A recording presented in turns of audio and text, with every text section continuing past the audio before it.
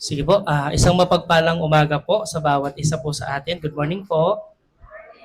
Yan, welcome po sa ating pong baptism fellowship sa ating church, Valenzuela Christian Church po.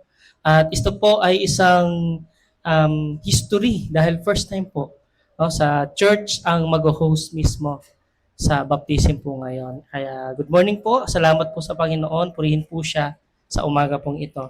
Sige po, bilang ating pong paghahanda, tayo po ay umawit dito po sa page 76, dakila ang Diyos o dakilain ang Diyos. Awitin po natin ng may kasiglahan po. Lakas po natin ang ating pong mga boses.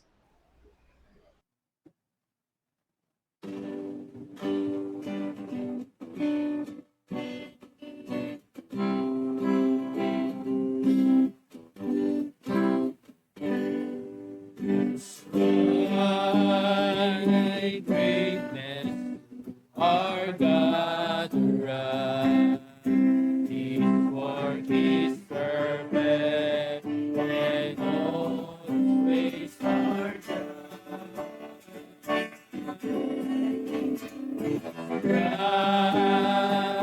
greatness, our God arise. His work is perfect, and all His ways are right. Our God of faithfulness, without injustice, good and upright is He. Our God of faithfulness, without injustice, good and upright is He.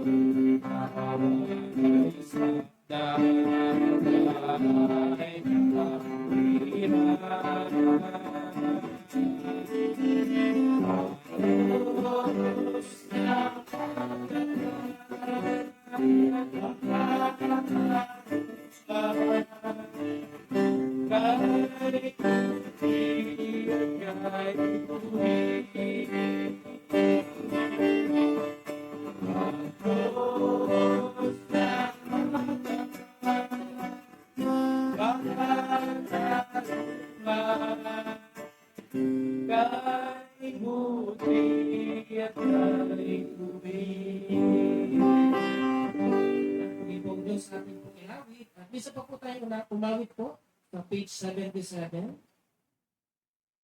He is my everything.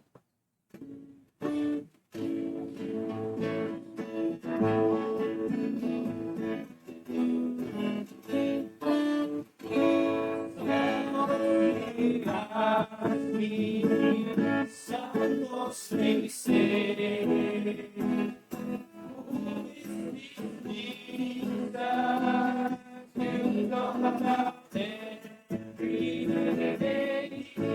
my Savior,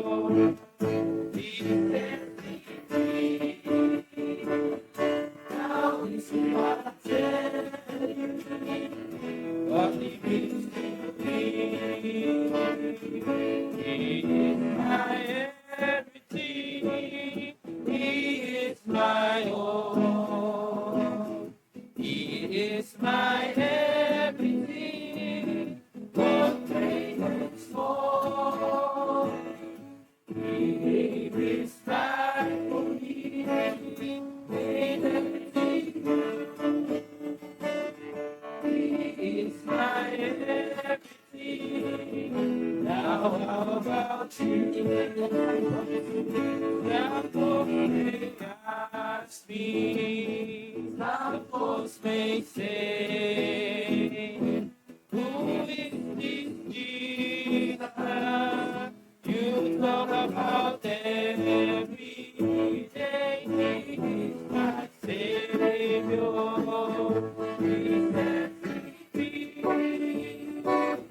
Now is not tell you what it means to me. He is my everything. He is my hope. He is my everything. For great and small. He gave his life for me. Made everything new. He is my everything. Now about you. Pray po ang Diyos sa ating pong mga idawit at pinangalan po pong lahat na tumalo. At tingin po natin kay Brother DJ ang ating pong opening prayer. Tayo po yung nakalangin. Mga lamigyan, mga nagpapangulong sa lahat. Kami po yung magbabat araw na ito. Pinahilutan niyo po kami sa pagtutong po ito pa makadulong sa pagpunsin ng aming mga kapatid. Maraming salamat po sa magandang weather yung binigyan niyo at sa po na ang paglabalisan ng pagpunsin. Naway,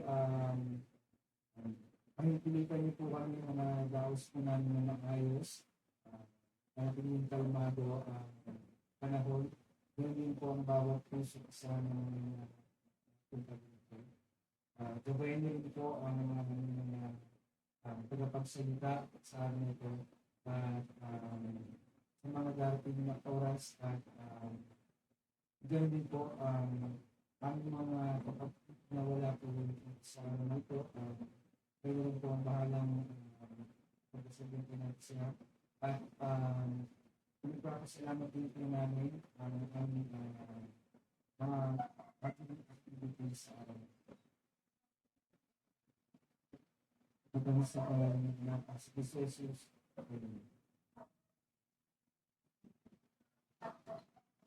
Thank you po, Brother DJ. Tayo ay makakaupo na po. At ngayon po ay misa pa po tayo umawit.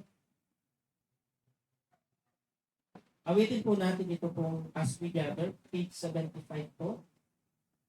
Mamaya po ay mapapakinggan po natin ang ating mga kapatid sa kanilang patotoo.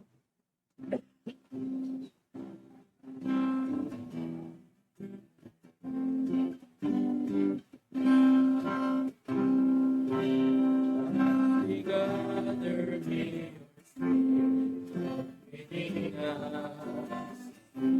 As we gather, may we glorify your name. Knowing well that as our hearts begin to worship, we'll be blessed because we came. We'll be blessed because we came. Let us love of the Lord never ceases. Those mercies never come to an end. They are new every morning, new every morning. Great is thy faithfulness, O Lord. Great is thy faithfulness. As we gather, may your spirit work within us. As we gather, may we glorify your name. Knowing well that as our hearts begin to worship, we'll be blessed because we came. We'll be blessed because we came.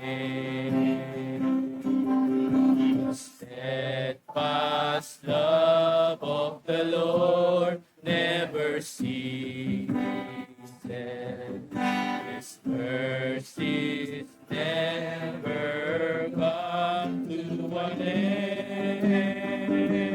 They are new every morning, new every morning. Great is thy faithfulness, O Lord. Great is thy faithfulness. Muli po ang Diyos at pinangako niya na sa tuwing tayo po ay nagkakatipon, sa po ay kapiling natin, kasama po natin. Kumikilos at gumagawa po sa ating pong kalagitnaan. At salamat din po sa Diyos dahil ngayon pong araw na to ating sasaksihan ang ating pong mga kapatid na gustong sumunod sa Kanya sa pamamagitan po ng bautismo. Marahil bago po ang ating pong special number, ay tawagin ko po muna ang ating pong kapatid sa testimony. Siguro tawagin ko po si Sister Inelba para po sa kanya pong patotoo po.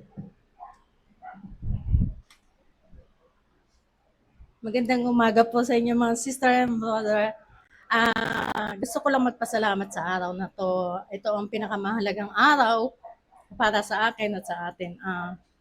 Nang tinanggap ko ang Panginoon that day, siguro mga 2 weeks ng mga salita ng Panginoon, doon lang gustong pumasok bilang anak niya na ang sabi ay nang maghagis ng isang kahoy ang Panginoon, sinabi niya na bilang isang tupa, ipamahagi ko ang mga salita. Ngayon ko lang naiintindihan na dapat na sa pakikinig ng Bible, kailangan kong ipamahagi na hihikayat ang mga even na hindi lang ako ang aking pamilya. So for now, ang una kong nahila, ang aking apo, gusto ko siyang matuto para matutunan niya ang mga salita ng Diyos bilang anak. Salamat po. Thank you.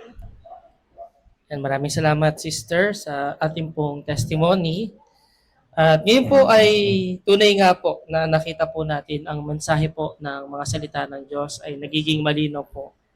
At nagiging basihan po natin upang tayo po ay sumampalataya sa ating Panginoong Sus bilang ating pong sariling Panginoon at tagapagligtas. Sige po, para po sa ating tanging bilang, tawagin ko po sina Sister Mandy at Sister Leven para po sa kanila pong special number po.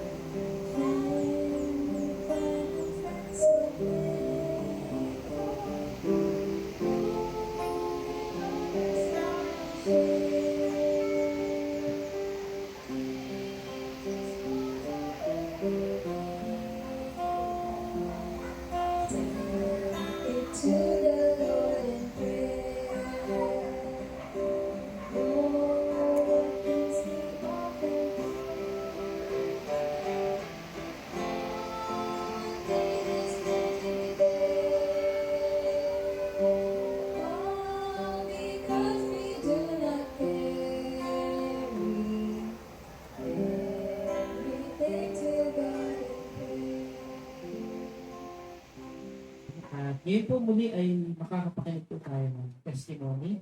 Tawagin ko po si Sister Flor para po sa kanya po. Magandang araw po sa ating mga kapatiran. Alam mo, sa totoo lang, tawad talaga.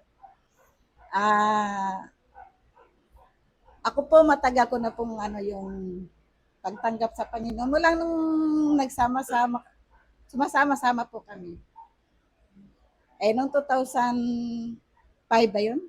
Nung last year, gusto ko na po talaga Oo.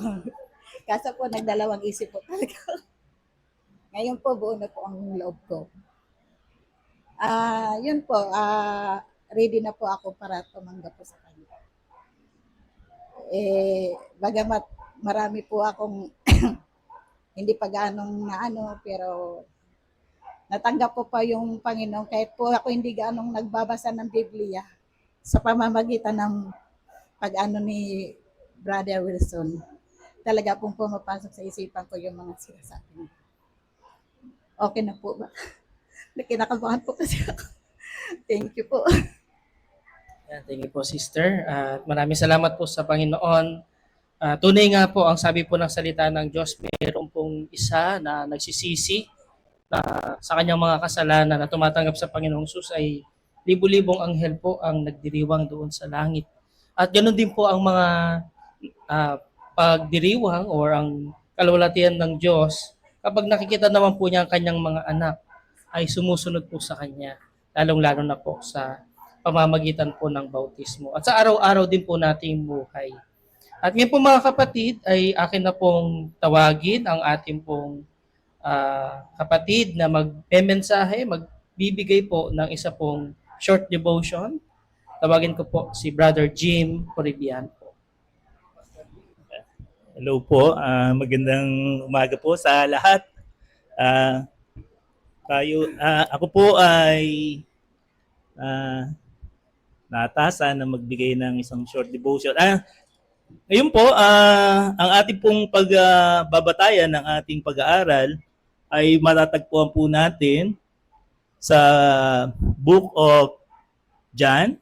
Ito po ay palasak na verse na maging tayo po ay kabisado na nating lahat. John 3:16 po. Sapagkat gayon na lamang ang pagsinta ng Diyos sa sanlibutan na ibinigay niya ang kanyang bugtong na anak upang ang sino man sa kanya'y sumampalataya ay huwag mapahama kundi magkaroon ng buhay na walang hanggan. Saglit po tayo manalangin. Ama namin, banal, dakila at makapangyarihan po sa lahat. Muli po kami nagpupuri at muli po humihingi kami ng patnubay sa pag-aaral po ng iyong mga salita. Patuloy po na ito ay aming maarok at maintindihan. Kayo po ang inasa namin na gagabay sa amin sa pag-aaral na ito. Ito ang samot dalangin namin sa pangalan ni Kristo Jesus. Amen. Dito po sa verse na to, pinapakita po dito kung gaano ang pag-ibig ng Diyos sa sanlibutan.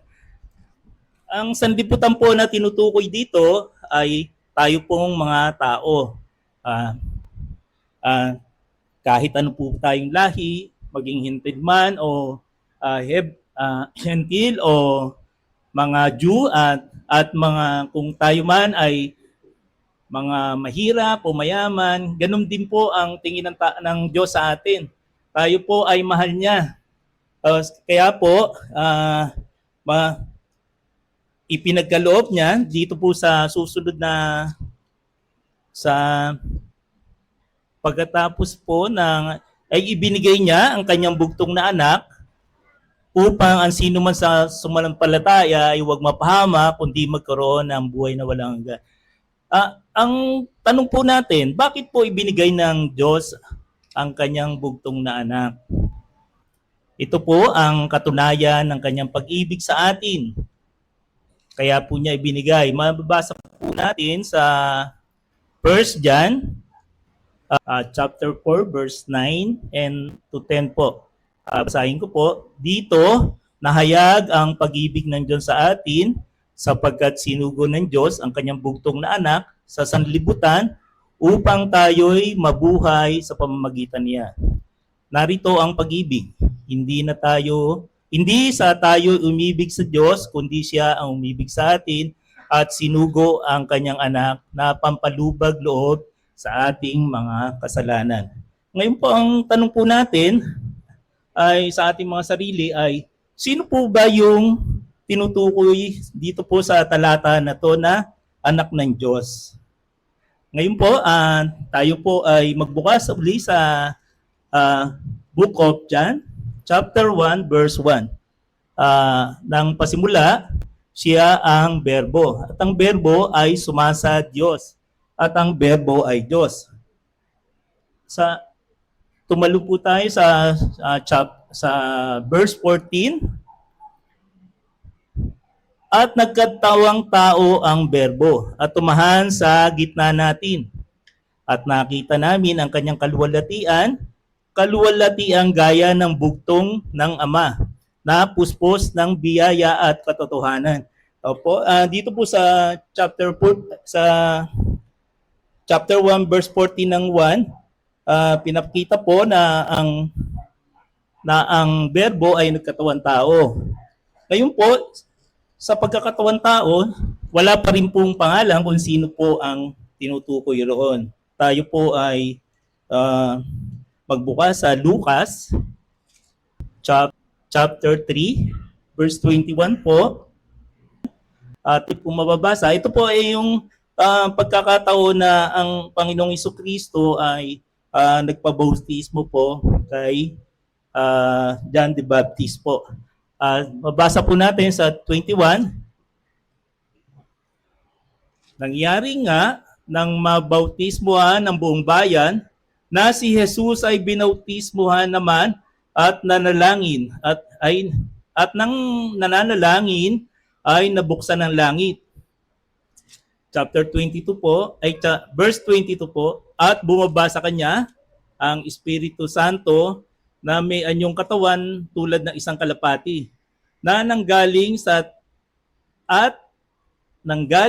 ang isang tinig sa langit, ikaw ang sinisinta kong anak, sa iyo ako lubos na nalulugod. Ngayon po, napangalanan na po natin kung sino po yung anak. Dito po sa chapter 3 verse 22 ng Lucas, nagsalita po ang Ama. Habang ang ating Panginoong Jesucristo ay binautismohan ni John the Baptist. Siya po ang tinutukoy na bugtong na anak. Ang sunod po nating katanungan sa ating sarili, bakit po bakit po ibinigay ng Diyos ang ating Panginoong Jesucristo? Balik po tayo sa John 3:17. Ating po mababasa, sapagkat hindi sinugo ng Diyos ang anak sa sanlibutan upang hatulan ang sanlibutan, kundi upang ang sanlibutan ay maligtas sa pamamagitan niya. Okay po. Upang tayo po ay maligtas daw po. Saan po tayo ililigtas? Dito po sa Book of Romans, sa chapter 3 po, verse 23, atin po mababasa, sapagkat ang lahat ay nangagkasala nga at hindi nakaabot sa kaluwalhatian ng Diyos. At sunod po natin ang chapter 6, verse 23 rin po, sapagkat ang kabayaran ng kasalanan ay kamatayan. Datapwat ang kaloob na walang bayad ng Diyos ay buhay na walang hanggan kay Kristo Jesus na Panginoon natin. Yun po, nakita po natin na kaya po sinugo ng Panginoon, ng Diyos ang kanyang bugtong na anak upang tayo po ay tubusin sa ating mga kasalanan. Dahil ang kasalanan po, ang kabayaran ay kamatayan. Kaya ang ating Panginoon, ang Panginoong Jesucristo, ang nagbayad ng ating mga kasalanan. Kaya po, siya ay namatay at para po sa ating mga kasalanan. Ngayon naman po, ang susunod natin pong tignan, yung sa Romans 3:25, ito po ang dahilan kung bakit ipinagkaloob ng Diyos ang ating Panginoon. Na sa verse 3:25 po ng Romans, na siya ay inilagay ng Diyos na maging pampalubag sa pamamagitan ng pananampalataya sa kanyang dugo upang maipakilala ang kanyang katwiran dahil sa hindi pagpansin sa mga kasalanan na gawa ng nagdaang panahon sa pagpapahinuod ng Diyos. Tignan po natin sa mababaw na salin, chapter 3, verse 25, siya ang inialay ng Diyos bilang handog upang sa pamamagitan ng kanyang dugo ay mapatawad ang kasalanan ng lahat ng sumasampalataya sa kanya. Kaya po, yun po ang naging papel po ng ating Panginoong Jesucristo sa ating pong pagkatubos. Ngayon po ang ating pong tanong, paano po natin mararanasan ang pag-ibig po ng Diyos? Ayon po sa verse na to, mararanasan po natin sa pamamagitan po ng pagsampalataya po sa kanyang bugtong na anak. Sa pamamagitan po ng pagsampalataya sa ating Panginoong Hesus bilang kaloob ng Diyos na nagligtas sa atin mula sa kamatayan tungo sa buhay na walang hanggan. Yun po ang sa ating pag-aaral, ang John 3:16 po na palasak na tinaguriang gospel in the nutshell ay pinapakita po kung gaano ang pag-ibig ng Diyos sa sanlibutan at ipinagkaloob niya po ang kanyang kaisa-isang anak. Nawa tayo rin po na mga anak niya na ay mahalan at ipakita rin po natin sa ating Panginoon na karapat tayo sa pag-ibig na pinagkaloob niya. Tayo po ay mamuhay ng nararapat at naayon sa kagustuhan po ng ating Panginoon Jesucristo. Sabi po ng ating Panginoon, kung ako'y inyong iniibig, ay tutuparin ninyo ang aking mga utos. Sa John 14:15 po. Kaya po, yun po ang ating napagbulayan ngayong araw na to, na tayo po ay mahal ng Diyos. Wala pong tinatangi ang Diyos. Maging masama ka man o mabuti, mahal ka po ng Diyos. Ang ayaw lang po ng Diyos ay ang kasalanan. Pero po ang tao, mahal po ng Diyos. Kaya po ipinagkaloob niya ang kanyang bugtong na anak. Tayo po ay manalangin. Ama namin, banal, dakila at makapangyarihan po sa lahat. Muli po, kami ay nagpapasalamat sa maiksing pag-aaral ng iyong mga salita at sa iyong pangunguna. Ito po ang aming samadalangin sa pangalan ni Kristo Jesus. Amen.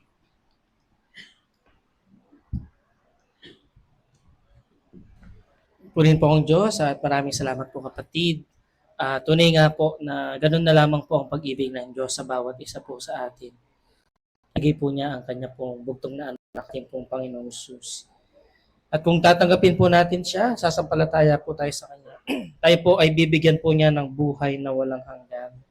At gaya nga po ng tanong ng ating kapatid, paano natin mararanasan po ang pag-ibig ng Diyos?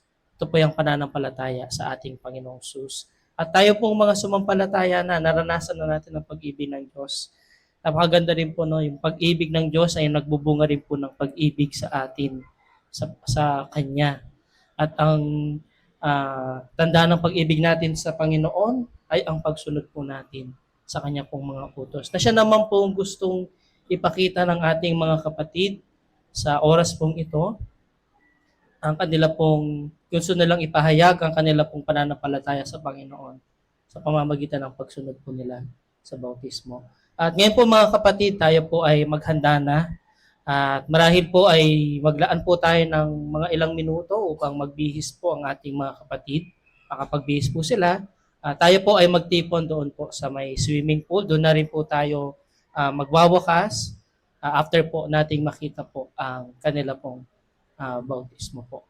At muli po ay good morning at marahil ay pwede na po tayong pumunta po doon. Bautismo.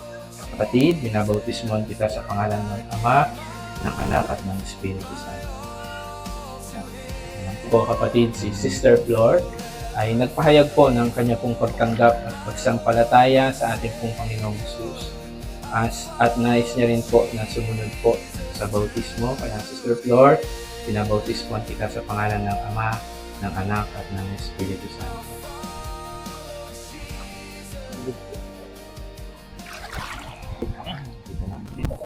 Salamat po sa napakabiyayang oras na ipinagkaloob mo po sa amin. Salamat po sa mga kapatid po namin na ipinahayag po nila ang kanilang pananampalataya at ang kanilang pong pagmahal po sa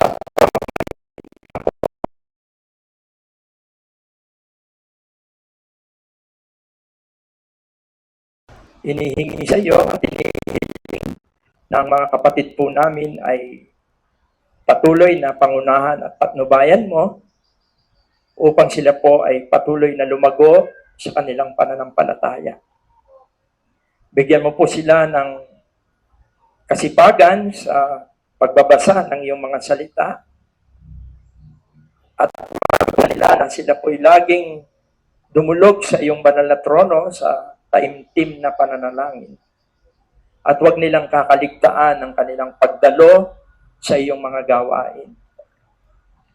Nang sa ganun po, sila ay patuloy na lumago sa kanilang pananampalataya at sila rin po ay iyong maging instrumento. Nang sa ganun po ay makapag-akay din po sila ng mga kaluluwa sa iyong harapan, lalong-lalo na po ang kanilang mga mahal sa buhay. Nang sa ganun po ay makasumpong din po sila ng kaligtasan at buhay na walang hanggan. Salamat din po sa mga kapatid na nakibahagi at sumaksi sa pagtitipong ito sa bautismo po ng aming mga kapatid. Naway ang bawat isa po sa amin ay patuloy na pangunahan mo rin po upang patuloy din po kaming lumago sa aming pananampalataya. At ang bawat isa po sa amin ay maging instrumento mo para sa ikalalago ng iyong katawan ng iglesia, lalo-lalo na po dito po sa Valenzuela Christian Church. Salamat po o Diyos maging sa iyong mga salita na nahayag sa aming kalagitnaan. Muli po naming nadama ang iyong walang hanggang pagmamahal po sa amin.